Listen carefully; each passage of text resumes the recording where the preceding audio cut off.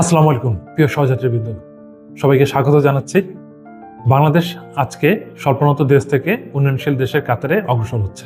আমাদের সকলের প্রত্যাশা এই উন্নয়ন হোক পরিকল্পিত, অন্তর্ভুক্তিমূলক এবং বৈষম্যহীন।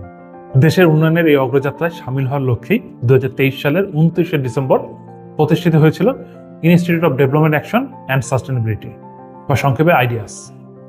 আমাদের মূল লক্ষ্যই ছিল দেশের পরিকল্পনা এবং টেকসই উন্নয়নের লক্ষ্যে নিরলসভাবে গবেষণা করে যাওয়া এবং থিঙ্ক ট্যাঙ্ক হিসেবে কাজ করা। আমরা আজকে 29শে ডিসেম্বর উদযাপন করছি আইডিয়াসের দ্বিতীয় বর্ষপূর্তি। এই উপলক্ষে আপনাদের সামনে আমরা হাজির হয়েছি 2 পর্বের একটি বিশেষ পডকাস্ট নিয়ে। আমাদের আলোচ্য বিষয় রাজধানী ঢাকার পরিকল্পনা ও উন্নয়ন, অনানুষ্ঠানিকতা এবং রাজনীতি। আমাদের প্রথম পর্বে থাকছে গণপরিসর এবং অনানুষ্ঠানিক স্টেট ব্র্যান্ডিং, এবং দ্বিতীয় পর্বে থাকছে গণপরিবহনে অনানুষ্ঠানিকতা। আমাদের এই 2 পর্বের বিশেষ পডকাস্ট দেখার জন্য আমাদের সাথে থাকুন এবং আইডিয়াসের পেজ ফলো করুন।